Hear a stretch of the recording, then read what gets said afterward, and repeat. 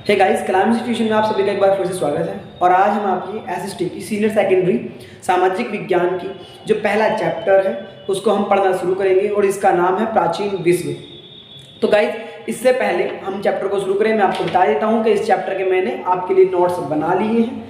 तो इन नोट्स को आप हमारे टेलीग्राम ग्रुप से या यूट्यूब वीडियो के इस डिस्क्रिप्शन में मैंने इसका लिंक दिया हुआ है, वहाँ से इस नोट्स को डाउनलोड कर लेंगे और इनको अपने हाथ से लिखें, ना कि आप इनको प्रिंट आउट लें। हाथ से लिखने में आपको कुछ ज़्यादा चीज़ें समझ में आएंगी। वीडियो देखते देखते आप इनको हाथ से लिख सकते हैं, ठीक है। तो हम स्टार्ट। तो गाइस, आज का जो हमारा चैप्टर है, चैप्टर का नाम है प्राचीन विश्व, ठीक है। तो गाइस, प्राचीन विश्व को हमारी बुक में दो हिस्सों में बांटा, कांस्य युग और लौह युग। कांस्य का मतलब क्या होता है गाइस? कांस्य का मतलब होता है कांसा। कांस्य का मतलब क्या होता है? कांसा यानी कि ब्रॉन्ज। कांसा यानी कि ब्रॉन्ज। कांसा एक धातु होता है, एक मेटल है। क्या है? एक मेटल है। मेटल यानी कि एक धातु है, ठीक है, जो बनता है तांबा प्लस रांगा के मिश्रण से। जब हम इन दोनों को मिला देंगे तो उसका मिश्रण जो क्या कहलाएगा? कांसा कहलाएगा। डन। तो ऐसा समय जिस समय पर कांसे का इस्तेमाल किया जाता था, युग मतलब होता है समय से, तो ऐसा समय जब कांसे का इस्तेमाल किया जाता था, उसे कहते हैं कांस्य युग या कांसे का युग। और ऐसा युग जहां पर लोहे का इस्तेमाल किया जाता था, ऐसा समय जहां पर लोहे का इस्तेमाल किया जाता था, उसे कहते हैं लौह युग। तो कांसे के जो युग है, कांसे के युग में 4 सभ्यताएं हैं हमारे पास। हमारे जो बुक में दी हुई है 4 सभ्यताएं दी हुई है कांसे युग में, ठीक।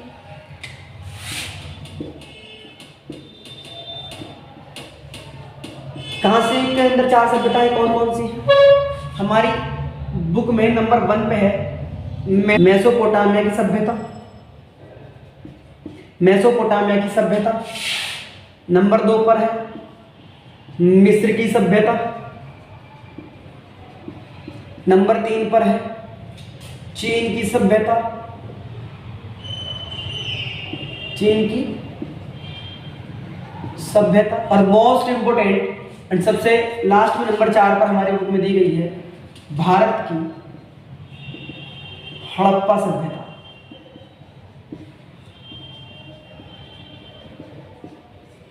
गाइस, चैप्टर को पढ़ना शुरू करने से पहले हम चैप्टर को ये जानना जरूरी है कि हमें चैप्टर में पढ़ना क्या है, क्या क्या वो की टॉपिक है जिन पे हमको फोकस करना है और कहां से हमें कैसे पढ़ना है। तो हमें ये समझ में आता है कि प्राचीन विश्व को 2 हिस्सों में बांटा है इस चैप्टर के अंदर। और पहला है हमारा हिस्सा कांस्य युग और दूसरा हिस्सा है लौह युग। कांस्य युग को 4 पार्ट में बांटा हुआ है, मेसोपोटामिया, मिस्र की सभ्यता, चीन की सभ्यता और हड़प्पा सभ्यता। इसी तरह से जो लौह युग है उसे भी 4 हिस्सों में बांटा हुआ है, 4 सभ्यताओं में बांटा हुआ है। पहली है यूनानी सभ्यता। नंबर 2 रोमन सभ्यता। नंबर 3 ईरानी सभ्यता।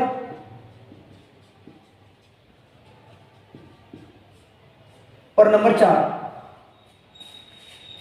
मोस्ट इंपोर्टेंट भारत की वैदिक सभ्यता।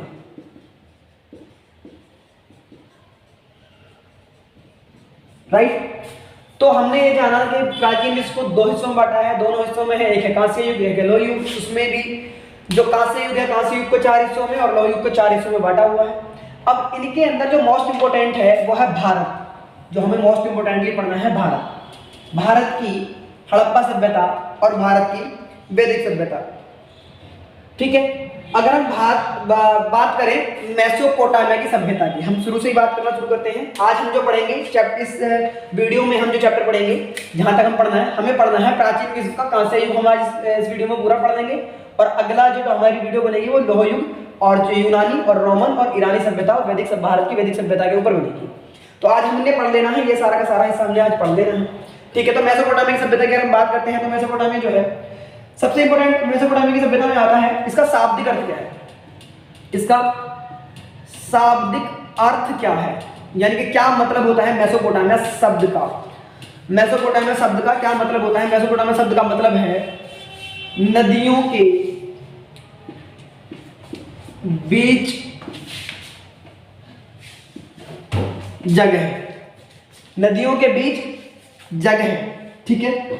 आगे हमें इसका कौन सा अच्छा है, नदियों के बीच जगह की बात कर रहे हैं, तो नदी कौन सी है साहब, नदी कौन सी है, नदियां कौन सी हैं जिनके बीच में ये जगह पड़ती है? एक का नाम है दजला और दूसरी का नाम है फरात, फराद नहीं फरात। आगे चलते हैं, इसका मेसोपोटामिया का अब क्या नाम है, आधुनिक नाम क्या है इसका साहब, आधुनिक नाम क्या है? आधुनिक नाम है इसका ईरान। आज का जो ईरान है वो बहुत साल पहले मेसोपोटामिया कहलाता था, ठीक है। इससे आगे हम चलते हैं, तो ऐसा क्यों है कि यहाँ पर सभ्यता बसी? मैंने आपसे पिछली भी कई वीडियो में पूछा है कि ऐसा क्यों है कि सभ्यता कैसे बसती है। देखो, इंसान की प्रकृति थी, जब वो आदि मानव था वो घुमक्कड़ जाति का हुआ करता था और एक जगह से दूसरी जगह खाना बदोसों की तरह खाना ढूंढता हुआ घूमता रहता था। पर जैसे ही खेती की खोज हुई, खेती की खोज होने का कारण क्या है? कोई चिड़िया होगी चोंच में दाना लाई होगी, उसने वो दाना जमीन पे गिराया होगा, आदि मानवों ने उसे देखा होगा, वो दाना जमीन में दब गया होगा, बाद में वहां से पौधा निकला होगा। तो वहां पर खेती की जो है एक समझ उनके अंदर बनी और उन्होंने खेती करना शुरू किया। तो खेती करने के लिए आपको सबसे इंपॉर्टेंट चीज मालूम है, खेती करने के लिए जरूरी है उपजाऊ भूमि और पानी। पानी कहाँ मिलेगा और उपजाऊ भूमि, ये दोनों कहाँ मिलती है? ये दोनों मिलती है नदियों के किनारों पे। कहाँ मिलती है? नदियों के किनारों पे। जहाँ भी नदी होगी वहां पे सभ्यता बसेगी, ठीक है। जितनी भी सभ्यताएं हैं वो हमेशा नदियों के किनारे बसी हैं, ठीक है। तो नदियों के किनारे ये सभ्यता बसी है, ठीक है। तो ईरान में क्या हुआ, दजला और फरात में, जहाँ पे ये जो नदियां थी, इन नदियों में जब बाढ़ आती थी, बाढ़ के साथ आती थी बहुत सारी गाद, बहुत सारी मिट्टी जो बहुत ज्यादा उर्वर होती थी। क्या होती थी? बहुत ज्यादा उर्वर होती थी। और उस उर्वर मिट्टी में क्या होता था कि वहां पर खेती करने की जो संभावना है ज्यादा होती थी और वहां पर उपज जो है काफी अच्छी होती थी, ठीक है।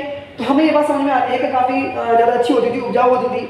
और जब खेती अच्छी होगी, वहां पे फसल अच्छी होगी, तो समृद्धि होगी, पैसा आएगा, धन आएगा। तो वहां पर नए नए खेती के औजारों के लिए लोहार, बढ़ई, कुम्हार, दस्तकार, बहुत सारे चीजें जो है, बहुत सारे मजदूर जो है वहां पे पनपने शुरू होंगे, बनने शुरू होंगे, ठीक है। तो वहां पर इस तरह के जैसे कि लोहार, बढ़ई, कुम्हार, दस्तकार, दस्तकार का मतलब होता है अपने हाथ से कारीगरी करने वाला इंसान, ठीक है। तो दस्तकार वगैरह वहां पे बने होंगे। आगे चलते हैं, तो ये जो है ये मेसोपोटामिया से भारत से नियमित व्यापार होता था, भारत से नियमित व्यापार होता था। क्या होता था? भारत से नियमित व्यापार, भारत से नियमित व्यापार ये लोग करते थे। किस तरह से करते थे? ये इनके पास होती थी चौपाइयां। चौपाइया का मतलब समझिए, चौपहिया, चौपहिया मतलब इसके 4 पहिए होते हैं। नौकाएं, नौकाएं आप समझते हैं, नौका कहते हैं नावों को, नौकाओं से। पोत किसे कहते हैं? पोत कहते हैं बड़े बड़े जहाजों को, तो पानी के बहुत बड़े जहाज। और चौपहिया से, और जिन्हें धकेल के चलाया जाता है गाड़ियों को, उनसे। ये क्या करते थे? ये वहां से भारत आते थे और वहां से लगातार नियमित व्यापार करते थे, अपनी चीजें देते थे और भारत की चीजें लेते थे, भारत में अपनी चीजें बेचते थे और भारत की चीजें खरीदते थे, और अपने देश, अपने सभ्यता को वापस लौट जाते थे, ठीक है। तो ये लोग करते थे। इसके अलावा यहाँ की जो लिपि होती थी, देखो इन लोगों ने लिपि का आविष्कार कर लिया था, ठीक है। उस समय पर लिपि का आविष्कार इन्होंने कर लिया था। लिपि का मतलब होता है लिखावट, लिपि का मतलब क्या होता है? लिखावट का इन्होंने खोज कर ली थी। और पहले तो ये क्या करते थे? पहले ये चित्राक्षर लिपि का इस्तेमाल करते थे, चित्र बनाते थे। पर बाद में फान जैसी लकीरें, यानी कि एक पेड़ होता है फान, उसके पत्तों जैसी लकीरें खींचने लगे थे और जिसे कहते थे कीला अक्षर लिपि, यानी कि कील के समान अक्षर ये बनाते थे, इसे कहते थे कीला अक्षर, कील के समान अक्षर, कीला अक्षर लिपि इसको कहा जाता था। इनकी लिपि थी कीला अक्षर लिपि। आगे हम चलते हैं तो हमें पता पड़ता है कि इनके यहाँ प्रशासन होता था। प्रशासन में बताओ, आप लोग बताओ मेरे को, प्रशासन कौन करेगा? प्रशासन करने के लिए एक राजा होता था, राजा होता था, उसको सलाह देने के लिए पुरोहित होता था, पंडित होते थे, उसके विद्वान होते थे। इसके अलावा राज किस पे करेगा? वो राज किस पे करेगा? वहां पे आम लोग होते थे, जनता होती थी, ठीक है, और गुलाम होते थे उनके, वो गुलामों पे भी राज करते थे, ठीक है। तो प्रशासन की इनकी प्रणाली क्या थी? राजा होता था, एक महान इनका पुरोहित होता था, आम जनता और गुलाम गुलाम वगैरह होते थे, ठीक है। और धर्म के बारे में अगर हम इनकी बात करते हैं, हम इन्हीं लोगों के धर्म के बारे में बात करते हैं कि इनका धर्म के प्रति क्या रुझान था, धर्म को ये मानते थे या नहीं मानते थे। तो धर्म के बारे में अगर इनकी बात करें तो इनके यहाँ पर आकाश का देवता, प्रजनन की देवी, प्रजनन यानी कि जन्म देने वाली, जो बच्चों को जन्म देती है, वो ये कहते थे कि प्रजनन की देवी होती है, जो जन्म दिलवाती है बच्चों को, ठीक है। और प्रेम की देवी, यानी कि वो जो लोगों में प्रेम बढ़ाती है, वो भी देवी है, प्रेम की देवी है। सूर्य देवता है इनके यहाँ, चंद्रमा इनके यहाँ देवता है, ठीक है। और भी अन्य देवताएं होते थे। प्रत्येक नगर का एक संरक्षक देवता होता था, ठीक है। अब अगर हम बात करें, हम बात कर सकते हैं, अब हमें समझ में आ गया है मेसोपोटामिया सभ्यता के बारे में। मेसोपोटामिया सभ्यता के बारे में एक बार फिर से रिवीजन करते हैं। इसका शाब्दिक अर्थ है नदियों के बीच का स्थान, नदियों के बीच की जगह। नदी कौन सी है? दुजला और फरात, और आधुनिक नाम इसका ईरान है। भारत से नियमित व्यापार होता था और चौपाइये नौकाओं और से व्यापार करते थे। और इनकी लिपि कीलाक्षर लिपि कहलाई। और धर्म में ये आकाश के देवता, प्रजनन की देवी, सूर्य देवता, प्रेम की देवी, चंद्रमा देवता, चंद्रमा का देवता, इन सब की पूजा वगैरह करते थे। और प्रत्येक नगर का एक संरक्षक देवता होता था, उसमें उसका मंदिर होता था, ठीक है। आगे चलते हैं।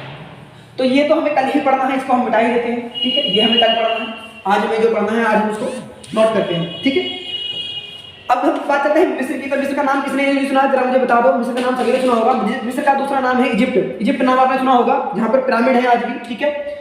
तो ऐसा माना जाता है मिस्र में कि मिस्र की भी देखो कोई ना कोई नदी रही होगी। उस नदी का नाम है, नदी है यहाँ की नील।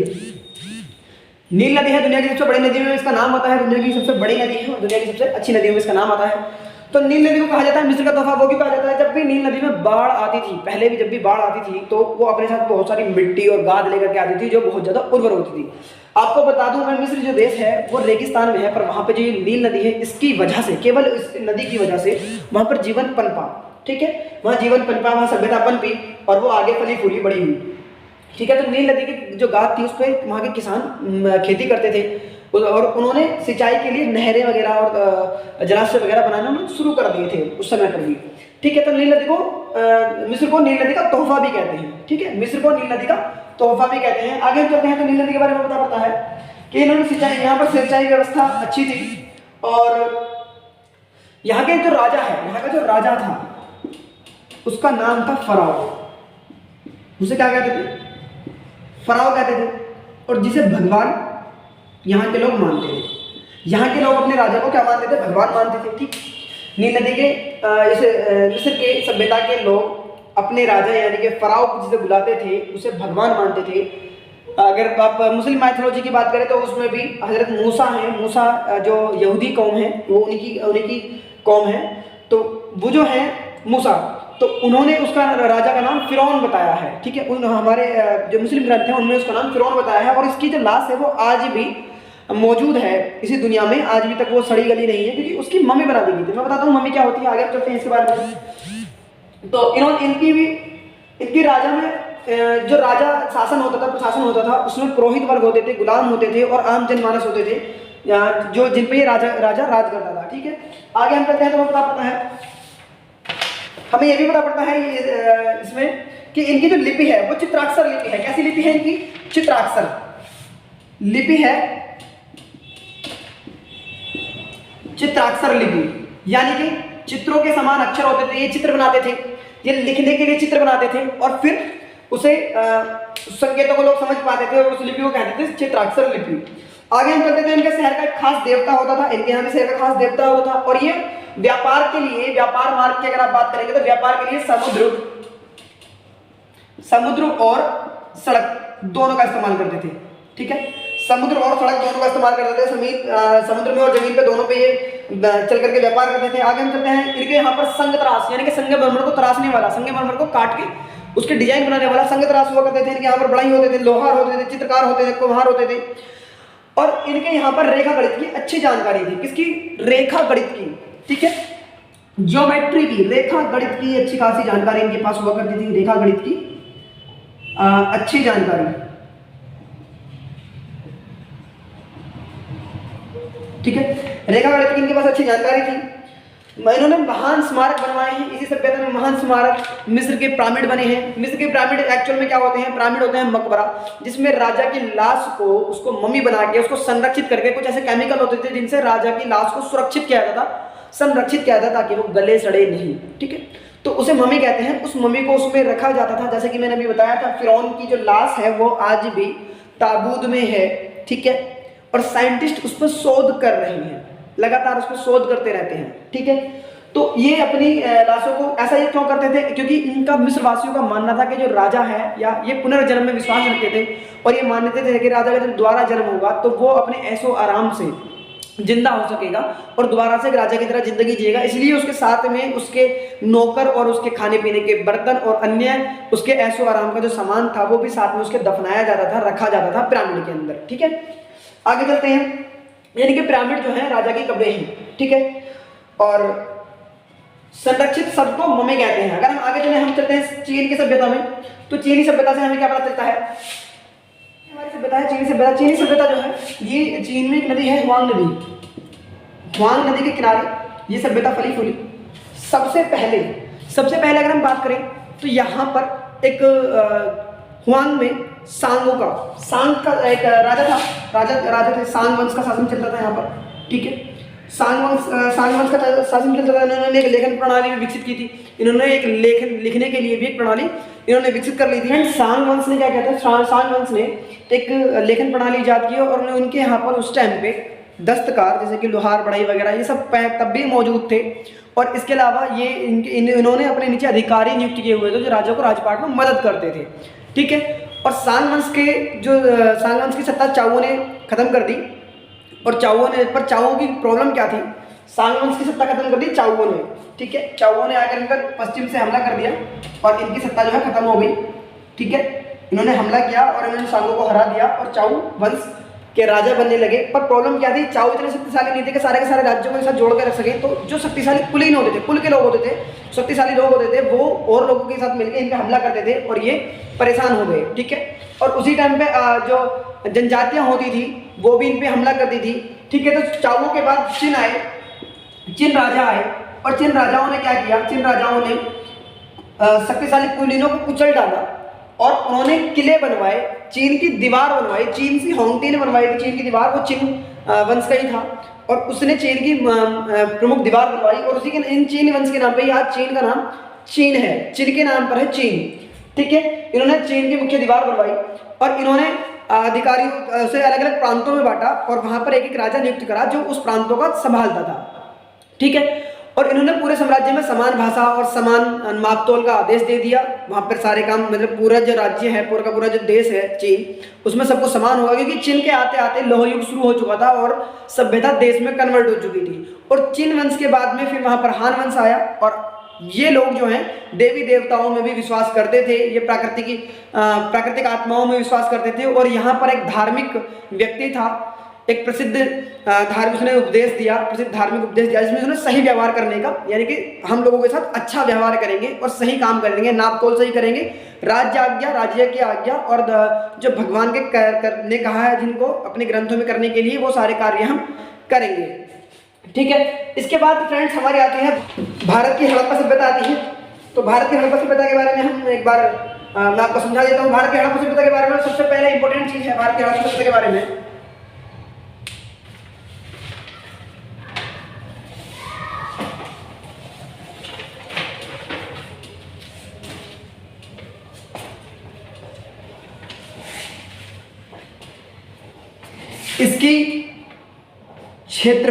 इसका क्षेत्रफल क्या था और कहाँ थी, इसके बारे में मैं आपको पहले थोड़ा ध्यान से ढंग से बता देता हूँ। आपकी बुक में जो लिखा है उससे थोड़ा सा अलग थोड़ा सा देखो फ्रेंड्स, मैं आपको बताता हूँ मेरे प्रिय छात्रों, मेरे बच्चों, समझो इस बात को।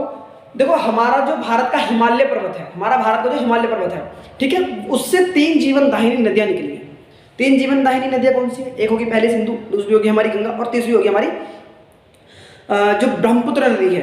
जो ब्रह्मपुत्र नदी है जो बांग्लादेश में जाकर के मिलती है, वो नेपाल उधर चीन से होकर के आती है और आकर के भारत बांग्लादेश में जाकर के बंगाल की खाड़ी में गिर जाती है। वहीं पर नदी हमारी जो है गंगा नदी भी जाकर के हमारी वहीं पर मिल जाती है, ठीक है।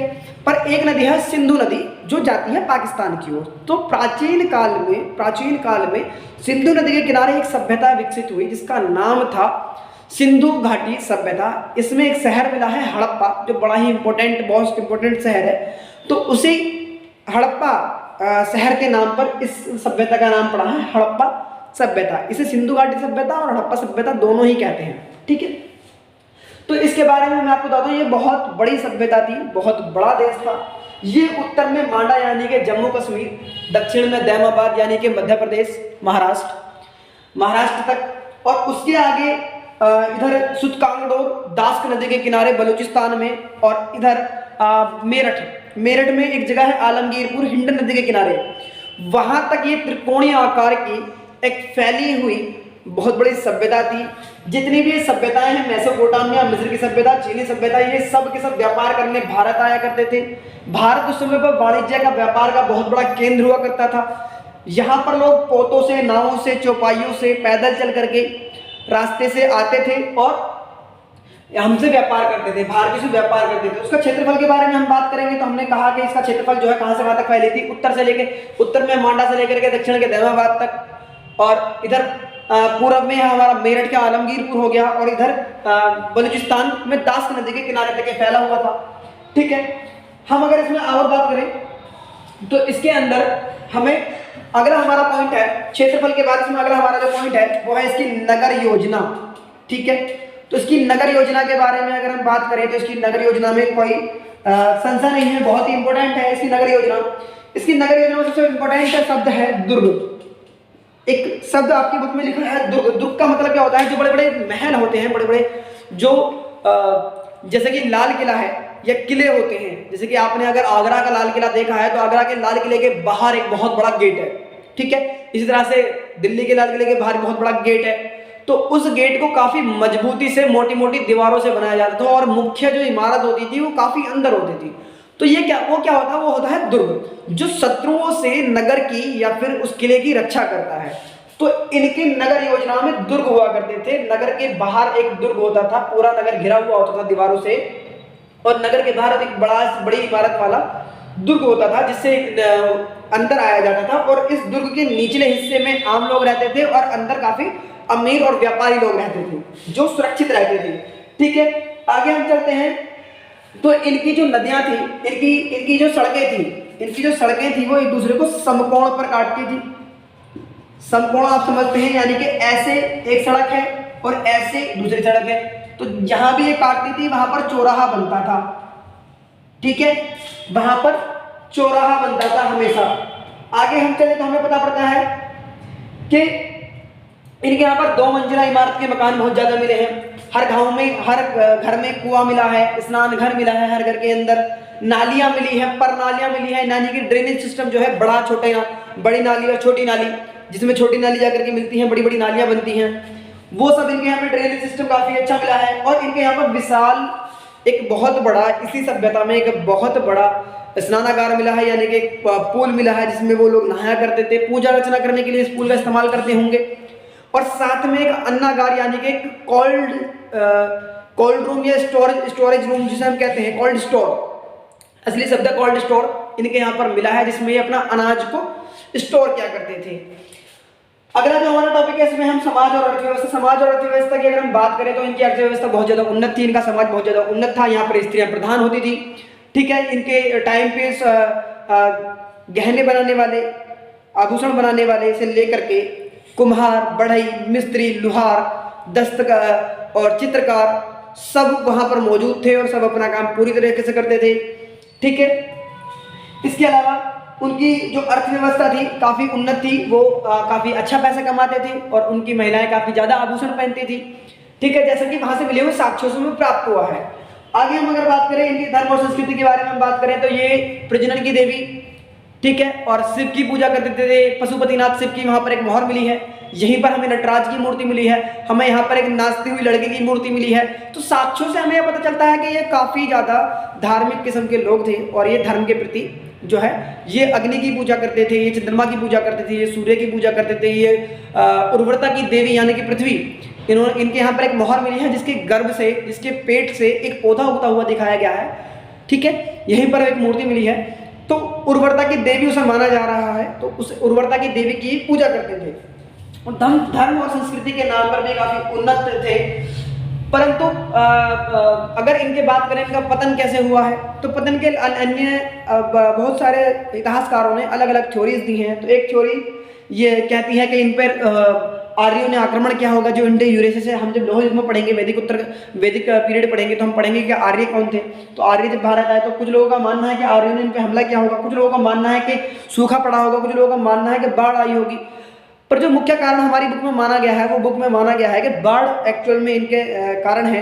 ऐसा भी माना जाता है कि जो सिंधु नदी ने अपना रास्ता हल्का सा बदला होगा, तो जिस जगह से वो सिंधु नदी हटी और रास्ता उसने अपना बदला, तो वहां पर से सूखा पड़ना शुरू हुआ और भूखमरी और सूखे से इनकी जो है मौत हो गई। बहुत ही बड़ी सभ्यता थी, अचानक से एक आश्चर्य है कि इतनी बड़ी सभ्यता अचानक से लुप्त कैसे हो गई, कितने कई हजार सालों तक ये सभ्यता चली है। ठीक है, तो आज के लिए फ्रेंड्स इतना ही। आगे वीडियो के लिए आप हमारे यूट्यूब चैनल को सब्सक्राइब कर लीजिए ताकि आने वाले वीडियो का नोटिफिकेशन आपको टाइम पर मिलता रहे और आप हमारे साथ ऐसे ही जुड़े रहें, हमें सपोर्ट करें। और अपने फ्रेंड्स को आप बता सकते हैं, अपने दोस्तों को बता सकते हैं इस चैनल के बारे में, ताकि वो यहाँ से पढ़ाई कर सकें।